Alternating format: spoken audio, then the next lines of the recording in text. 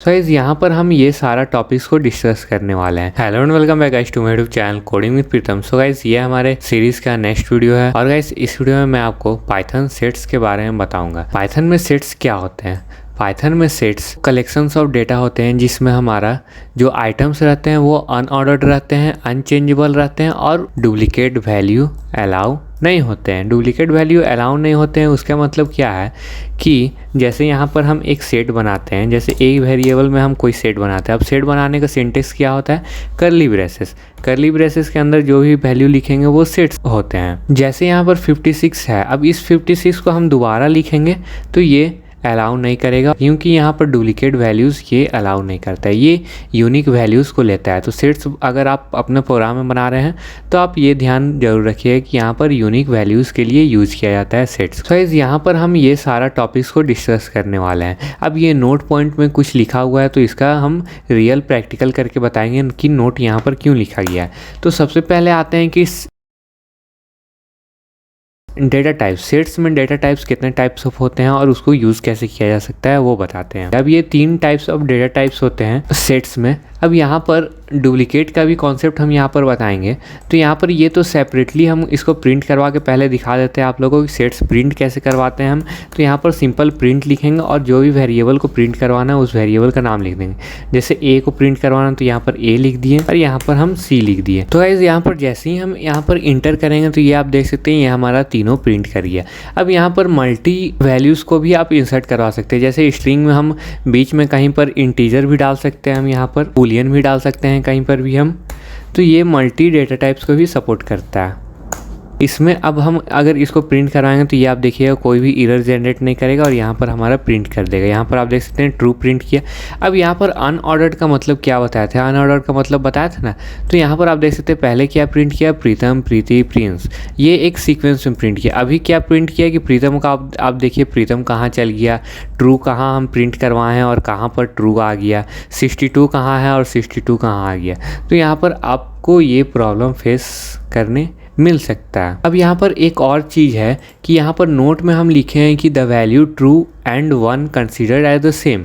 मतलब यहाँ पर अगर हम ट्रू लिखे हैं और यहाँ पर हम अगर 1 लिखेंगे तो ये दोनों का वैल्यू सेम रहेगा। जस्ट लाइक अगर हम प्रिंट करवा के दिखाएं तो यहाँ पर आप देख सकते हैं ये सिर्फ ट्रू प्रिंट किया और 1 हमारा प्रिंट नहीं किया क्योंकि ये दोनों का वैल्यू सेम है, कोई डिफरेंस नहीं है। तो 2 बार प्रिंट करने का कोई मतलब ही नहीं बनता है क्योंकि यहाँ पर डुप्लीकेट हो जाएगा। अब यहाँ पर डुप्लीकेट का भी कॉन्सेप्ट हम यहाँ पे दिखा देते हैं। जैसे इंटीजर है एक, हम 62 लिए और यहाँ भी हम 62 देकर अगर प्रिंट करवाएंगे तो यहाँ पर आप देखिए सिर्फ एक 62 प्रिंट किया क्योंकि यहाँ पर डुप्लीकेट वैल्यूज़ को सिर्फ एक करके वो प्रिंट कर देता है। अब इसके बाद हम आते हैं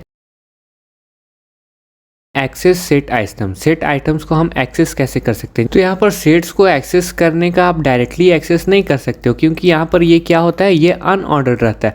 अनऑर्डर्ड रहता है इसलिए हम अगर कोई भी इंडेक्स वैल्यू को देकर अगर इंसर्ट करवाएंगे, एक्सेस करने का कोशिश करेंगे तो एरर जनरेट कर देगा क्योंकि यहाँ पर ऑर्डर तो डिफाइन है नहीं।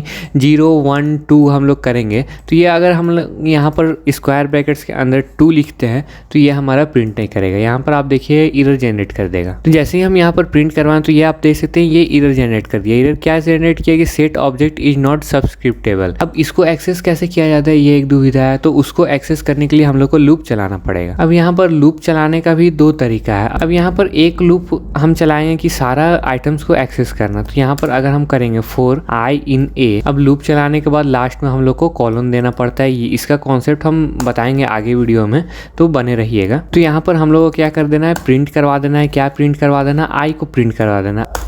तो यहाँ पर आप देख लीजिए सबको सेपरेटली ये प्रिंट कर दिया क्योंकि यहाँ पर पहले कैसे प्रिंट कर रहा था, पहले ये कर्ली ब्रेसेस में प्रिंट कर रहा था और सेट्स जैसा प्रिंट कर रहा था। अब ये क्या किया, सबको सेपरेटली प्रिंट करवा दिया। अब इसमें से हम लोग को किसी एक को एक्सेस करना है। जैसे हम लोग को प्रिंस को एक्सेस करना है तो प्रिंस को एक्सेस करने के लिए तो यहाँ पर जैसे हम लूप चलाए थे तो उस लूप में से हम लोग को क्या करना है, आई हम लोग प्रिंट करवा रहे हैं, मतलब आई पूरा हमारा ले रहा है। अब इसमें अगर हम लोग इफ़ लगा देंगे, इफ़ लगा कर I equal to double equal to जाएगा। इसमें अगर हमारा इस सेट में प्रिंस है तो प्रिंट क्या करवाना है, हम लोग को आई को प्रिंट करवाना है। तो यहाँ पर आई में हम लोग क्या डाल दिए हैं, प्रिंस है। अगर है तो प्रिंट करवाना है, रन करवाए तो यहाँ पर आप देखिएगा सिर्फ हमारा प्रिंस प्रिंट किया। अब हमारा बात आता है कि सेट्स में हम कोई भी आइटम्स को ऐड कैसे करें। जैसे हम लोग को इस सेट में कोई भी आइटम को ऐड करना है तो वो हम कैसे करेंगे, तो यहाँ पर वेरिएबल का नाम लिखेंगे, डॉट लिखेंगे, यहाँ पर ऐड लिखेंगे और इसके अंदर जो भी हम लोग को ऐड करवाना है वो लिख देंगे। तो यहाँ पर जैसे ही हम कार्तिक लिखेंगे और इसको हम जैसे ही रन करवाएंगे तो यहाँ पर प्रिंट कुछ नहीं किया, क्योंकि यहाँ पर हम प्रिंट को कमेंट करके रखे हैं इसीलिए, तो प्रिंट को कमेंट से हटाते हैं। अब हम इसको जैसे ही प्रिंट करवाते हैं तो यहाँ पर आप देखिएगा ये हमारा कार्तिक यहाँ पर प्रिंट करी है। ये अनऑर्डर्ड है इसीलिए लास्ट में प्रिंट करेगा कि फर्स्ट में प्रिंट करेगा, ये आप डिसाइड नहीं कर सकते हो, ये कैसे भी प्रिंट कर सकता है। अब यहाँ पर सेम चीज़ आएगी, कोई भी हम लोग को रिमूव करवाना है सेट्स का आइटम्स को तो उसको कैसे करवाएं, उसके लिए भी यहाँ पर एक मेथड है रिमूव नाम का।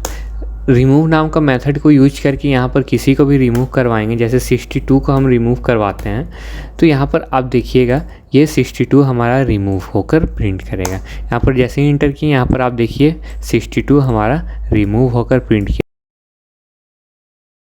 अब यहाँ पर नेक्स्ट टॉपिक हमारा आता है कि सेट कंस्ट्रक्टर। कंस्ट्रक्टर क्या होते हैं, कंस्ट्रक्टर कोई भी दूसरा डेटा टाइप्स को चेंज करने के लिए काम आते हैं। जैसे यहाँ पर हमारा अगर ये लिस्ट में रहा तो कंस्ट्रक्टर क्या करेगा, कंस्ट्रक्टर इसको सेट्स में कन्वर्ट करके दे देगा।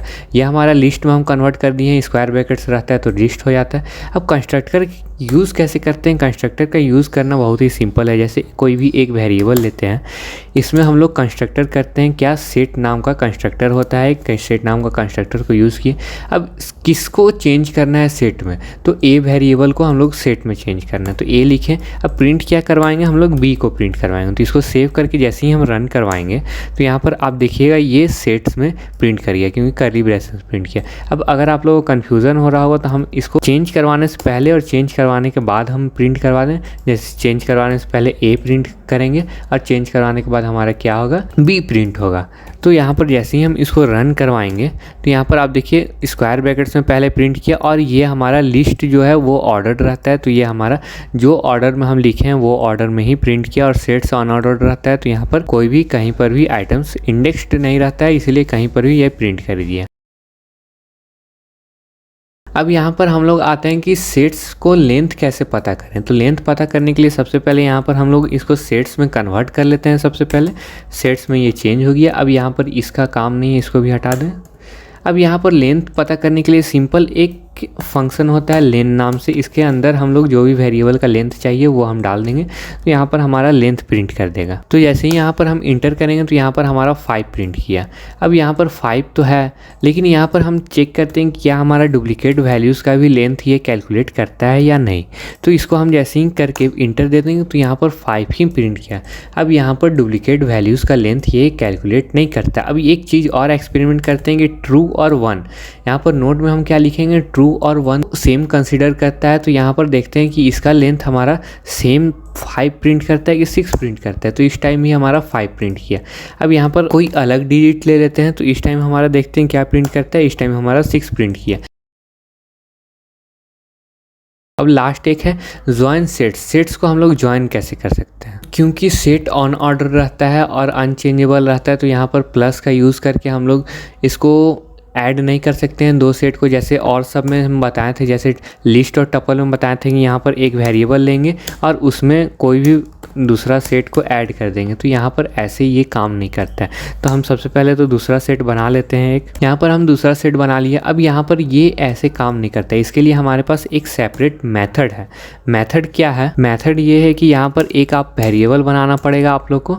इस वेरिएबल में हम लोग दोनों सेट को यूनियन करवा देंगे। यूनियन करवाने का मतलब ये है कि यूनियन दोनों सेट को एक दूसरे में जोड़ने का काम करता है union function. A union B. तो यहाँ पर जैसे ही हम इंटर किए तो यहाँ पर आप देख सकते हैं दोनों सेट हमारा ज्वाइंट होकर प्रिंट कर दिया, लेकिन इसका भी ऑर्डर आप देख सकते हैं कहीं पर भी कोई भी प्रिंट कर दिया। सो इस वीडियो के लिए इतना ही। Thank you and bye bye.